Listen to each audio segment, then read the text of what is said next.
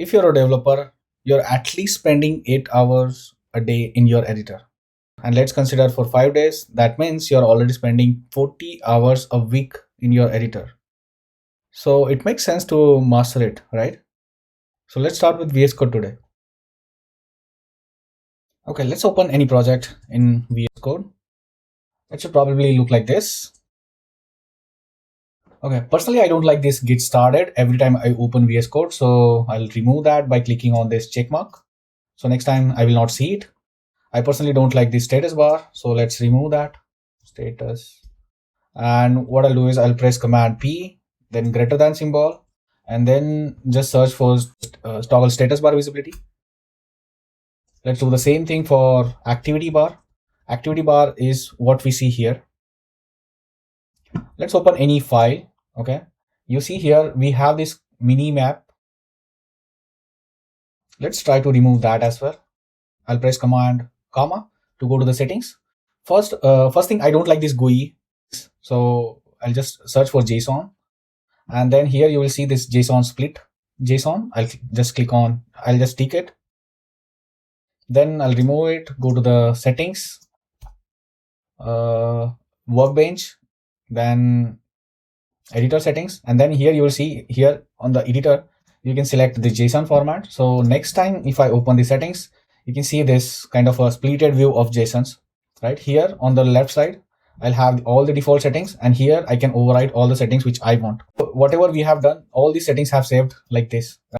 Let's try to change the font size of this editor. So let's try to do it editor dot font size, and probably just let's use 15.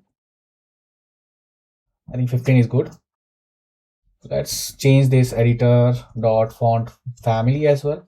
So font family is basically the font what you will be using. So personally I use Fira Code Nerd font, which has awesome ligature support font, and I'll save it, right? So it is slightly changed, but it's much more better, right?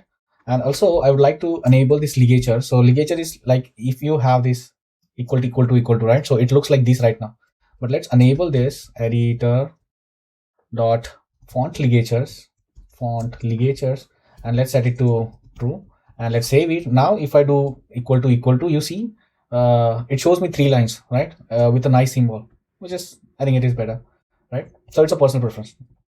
We want to use the same settings for the terminal as well. So let's go to terminal dot integrated, and basically all these settings I have searched here. Okay, so because I know, that is why I'm showing you with the bare minimum setup, right? Or whenever you need anything, you can search here, and then you can use, just copy paste it here, and then you will just start using it. Integrated font size, and let's use the same size on the terminal as well, 15, right? And to check that, let's go to views, and then let's try to open this terminal. So you can see here this font size is now changed, and I can close that. Okay, now this line height is quite congested, right? So let's try to increase that. So let's do editor dot line height, and let's try to change some numbers. Okay, 30, 40. Okay, I think 40 is good. Okay, I'll use this 40. Okay, so now you see it is already started looking better, and I have a little bit breathing room in between lines so that I can read the code properly. So I can go to some code, and then you can see here it has a little bit breathing room to understand the code, right? Personally don't like these tabs, right? I like to use keyboard as much as possible to navigate between files. I'll show you that as well. So let's try to remove this, right? So let's do workbench dot editor dot show tabs. Let's set it to false. Okay, let's try to move this sidebar on the right side, because that is how I personally prefer. So to do that, let's change this workbench dot sidebar location on this right side. Let's save it. Now you see that Explorer is on the right side. Now when you do scrolling, right? So if you do horizontal scroll, you see here we have this horizontal scroll bar, and here we have vertical scroll bar. Personally, I don't like that as well. So let's try to remove it.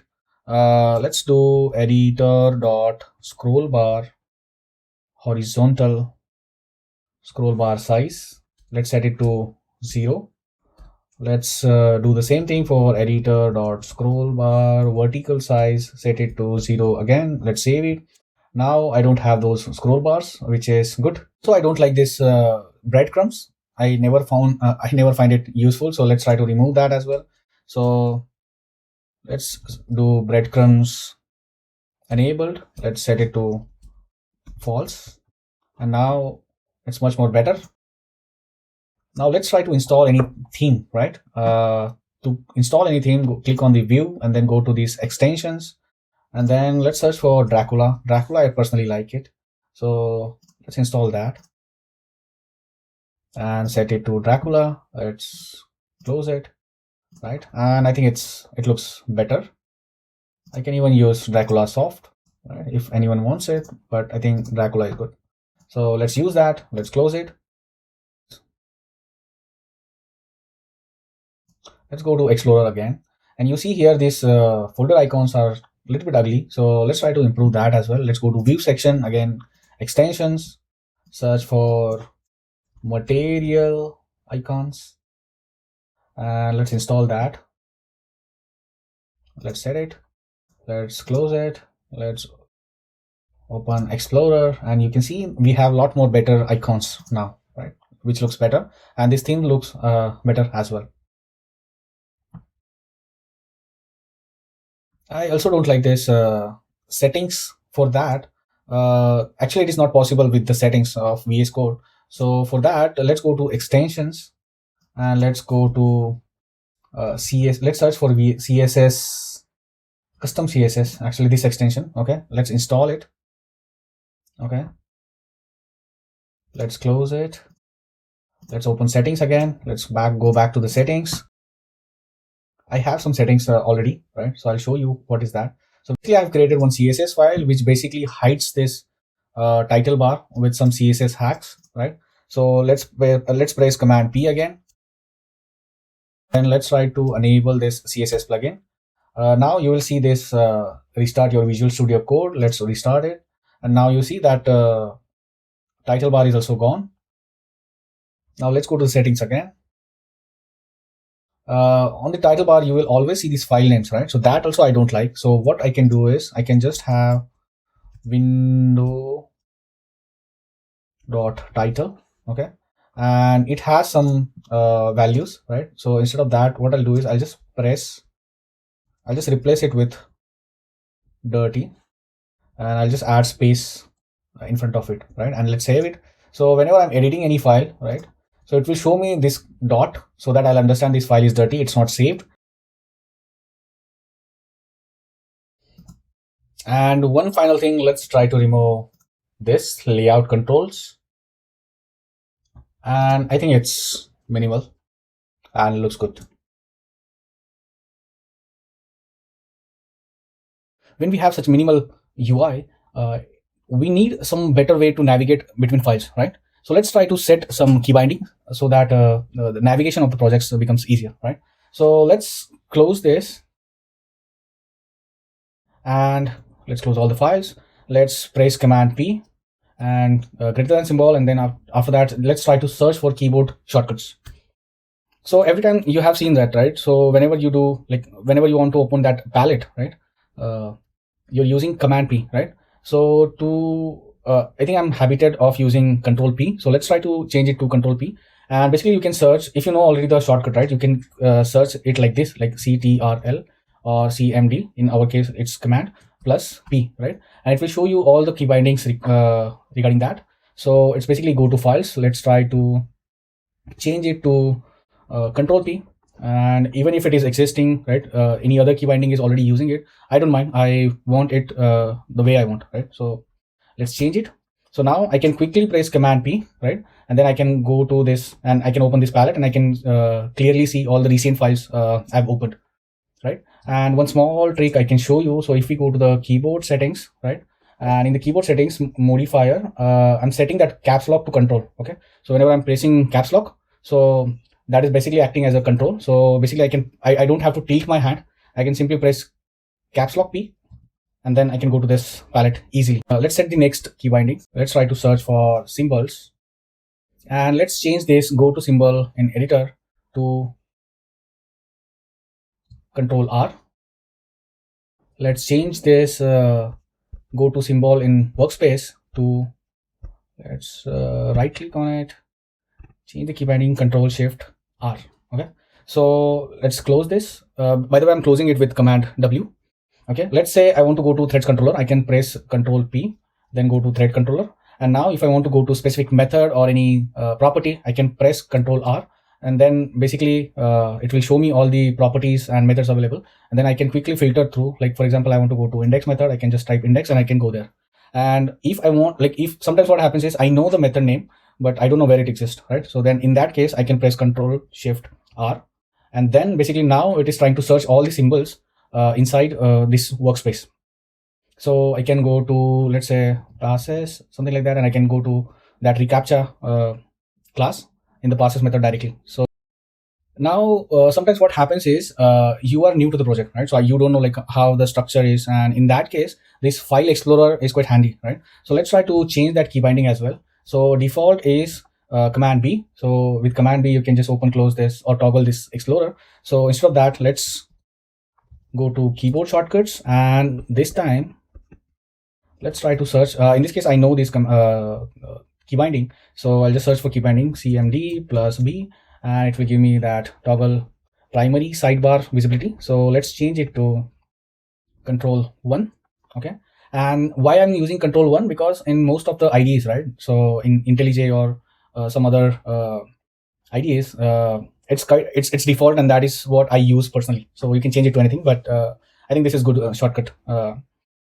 Yeah, so let's set to that, and then basically I can just press Control 1 to open and close or toggle this explorer. I always, like as a developer, we always have to use terminal, right? So like most of the times you will be using the terminal as well, right? So let's add key binding for that as well, terminal, and then basically change this to okay, let's change it to Control tilde. Now I can simply press Control tilde to open my terminal. I can type any command there. I can close it with again Control tilde. So it looks much simpler now. So I can just press Control tilde to open the terminal or toggle it. Control 1 to toggle this explorer. Based on the different languages, you might want to install some extensions. So let's try to set some key binding for that as well. Let's go to keyboard shortcuts. Let's try and search for extension, or in this case, I know the shortcut, right? So let's say Command plus Shift plus X. And basically it should be your by default key map, and I think it's good. So Command Shift X will show me that installed extensions. Command Shift E will show me the explorer. This is also again one of the shortcuts which you can use. Now if you want to search within this file, you can press Command F, and basically you can search for badges or anything you want, right? So this search will work for current file. Let's try to add key map for searching in the project. So let's go to keyboard shortcuts again, and let's try to search find in files and set this to Command Shift F. And then basically I can close this again, and then basically I can type Command F to search within the file, but Command Shift F to search within the project. Then I can basically toggle it again, Control 1, right? And now when you follow the TDD approach, right? So let's go to thread controller, create threads. Okay, so now this is my test. Now sometimes I want to work with multiple files, right? So I want some key map to split these files into two, split this editor into two parts, so that I can work on test and my actual code as well side by side, right? So to do that, let's set the keyboard shortcut for vertical split, right? Or let's search for split, and basically set this to Control pipe or slash. So you see on the top of it is a straight line, so that indicates me that it will split horizontally.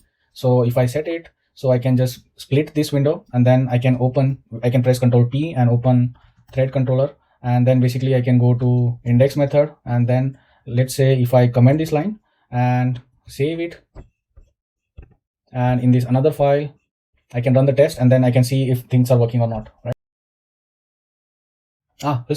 Also whenever you are doing some changes, right? So let's say this change is there. Now you want to check the diff, right? So you can press Command Shift G, Control Shift G. That is the actual key binding for source control. Let's change it to, let's go to keyboard shortcut. Let's close this one. Actually, we don't need that. Let's close all these windows. Let's search for source control, and then let's change it to again Command Shift G, right? And let's close it. Now, just to memorize all the things, Command Shift X will open extension, Command Shift E will open Explorer, Command Shift G will open source control, Command Shift F will open search bar in all the files, right? And I think this is quite a good starting point for you to start using VS Code. And obviously, based on your project, you will do a lot of you might add a lot of key bindings and extensions based on that as well. But I think, in my opinion, this will be a really good starting point for you to change your workflow and make it a little bit faster. I encourage, it might feel sometimes scary. Just try it for 2-3 days, and I think it will just fit in your subconscious mind, and then eventually your workflow will become so much faster. So I think that's it for today. Let me know in the comments how you like this opinionated setup of VS Code. Let me know in the comments like which are the things you might add or you're adding in your setup as well. And if you're curious to know like what my settings are right now, so you can go to my .files. I'll simply place a link of this in the description so that you can check my .files and check my VS Code settings. Basically, here you see all my settings are there. So thank you so much for joining me for today, and see you in the next one.